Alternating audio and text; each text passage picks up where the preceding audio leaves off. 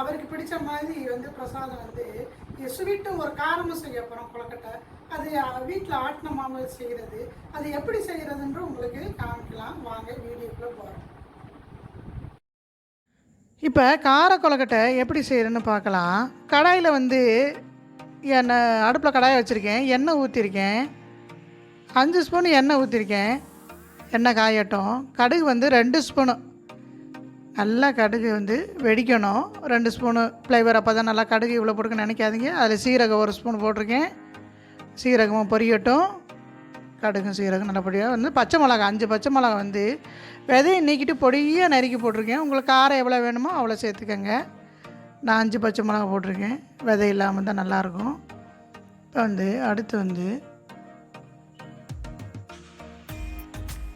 நல்லா வதங்கிட்டு இருக்கு. இப்போ சின்ன வெங்காயம் 100, சின்ன வெங்காயம் வந்து 100 கிராம் வந்து பொடியாக நறுக்கி போட்டிருக்கேன். கருவேப்பிலை வந்து கிள்ளி தான் போட்டிருக்கேன்.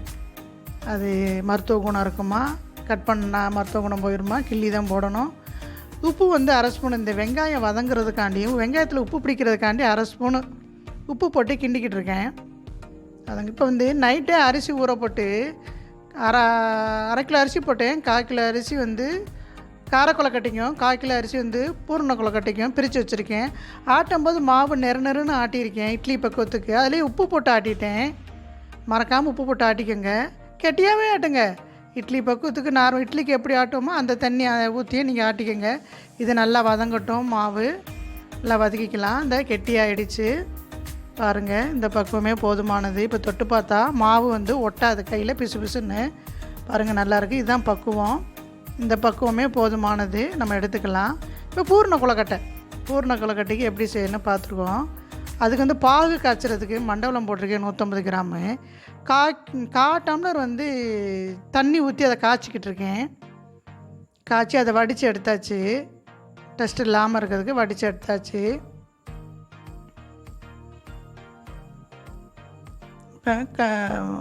எண்ணெய் ஊற்றிருக்கேன். பூர்ண கொழுக்கட்டைக்கு பூர்ணம் செய்கிறதுக்காண்டி எண்ணெய் ஊற்றிருக்கேன். நல்ல எந்த எண்ணெய் வேணால் ஊற்றிக்கலாம். அரை முடி தேங்காய் போட்டிருக்கேன். தேங்காய் வந்து நல்லா வதங்கணும். தேங்காய் வந்து கெட்டு போகாமல் இருக்கிறதுக்காண்டி தான், அந்த ஈரச்சத்து போகிறதுக்காண்டி வதக்கிக்கிட்டு இருக்கேன். தேங்காயில் ஈரச்சத்து போகணும். நெய் 1 ஸ்பூன் விட்ருக்கேன் ஃப்ளேவருக்கு.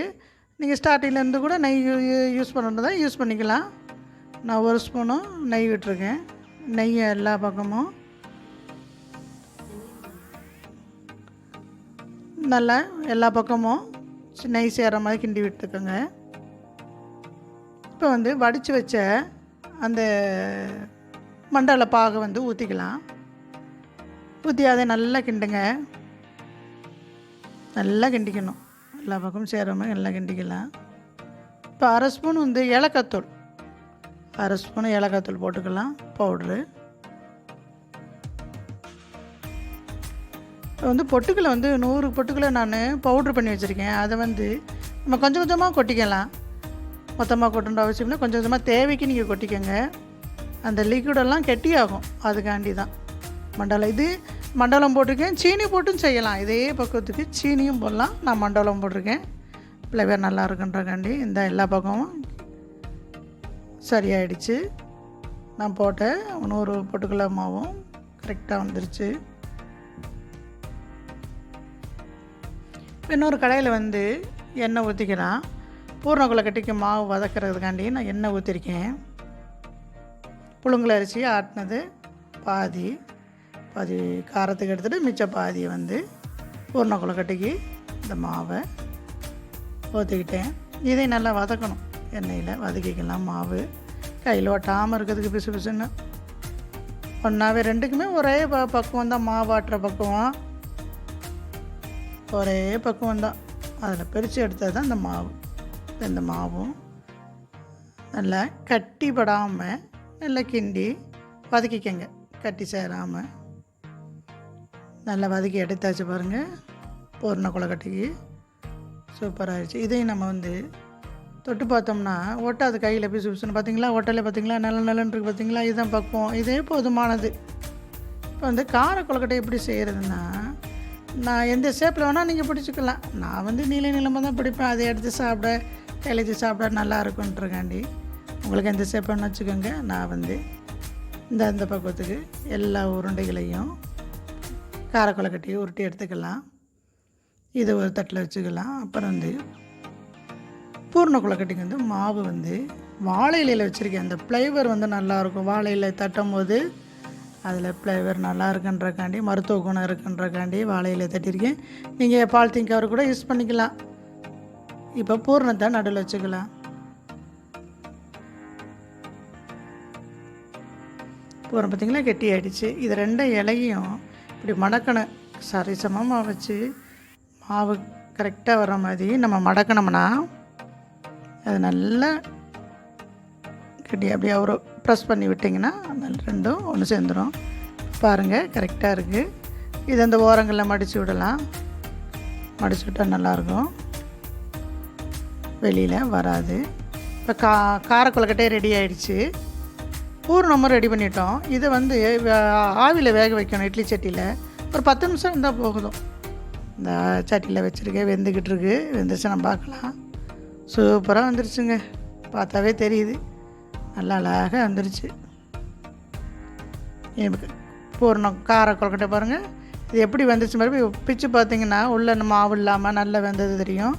இது வெந்துருச்சு, ரொம்ப சாஃப்டாக இருக்குது பாருங்கள். காரக்கொலக்கட்டை நல்லா ரெடி ஆயிடுச்சு. இது வந்து பூர்ண கொலக்கட்டை வந்து எல்லாரும் வந்து செய்கிறது தான். இந்த கார கொலக்கட்டை பற்றி நாங்கள் ஒரு டிப்ஸ் சொல்லியே ஆகணும். இது என்ன ஸ்பெஷல்னா, நம்ம இட்லிக்கு மாவு அரைக்கிற மாதிரி, இட்லிக்கு மாவு அரைக்கிற மாதிரி அதே பக்குவத்துக்கு நேரம் ஆட்டி உப்பு போட்டு ஆட்டி வச்சுட்டு 2 நாளைக்கு ஃப்ரிட்ஜில் வச்சுட்டு, நமக்கு டிஃபன் லைட்டாக ஒரு டிஃபன் வேணும் அப்படின்னு சொன்னால் நைட்டில் இந்த கார கொலக்கட்டையில் கடுகு, சீரகம், எண்ணெய் எல்லாம் போட்டு காரத்துக்கு மிளகா, பச்சை மிளகாலாம் போட்டு நம்ம செய்யும்போது ரொம்ப நல்லாயிருக்கும் டிஃபனுக்கு. அடமழை காலத்தில் இந்த டிஃபன் செஞ்சு சாப்பிட்டிங்கன்னா நீங்கள் வாழ்க்கையில் மறக்கவே மாட்டீங்க. அந்தளவுக்கு டிஃபன் நல்லாயிருக்கும். இதுக்கு தொட்டுக்கிற சைடிஷ் தேவையில்லை, சட்னி சாம்பார் எதுவும் தேவையில்லை. எப்படி நீங்கள் நல்லா சாப்பிட்லாம், நல்லாயிருக்கும், சுவையாக இருக்கும். நீங்களே இந்த ரெசிபி பிடிச்சிருந்தா உங்கள் வீட்டில் செய்து பாருங்கள். செய்து பார்த்துட்டு கமெண்டில் எப்படி இருக்குன்னு சொல்லுங்கள். எங்கள் சேனலை லைக் பண்ணுங்கள், ஷேர் பண்ணுங்கள், சப்ஸ்கிரைப் பண்ணுங்கள், மறக்காமல் பெல் பட்டனை கிளிக் பண்ணுங்கள்.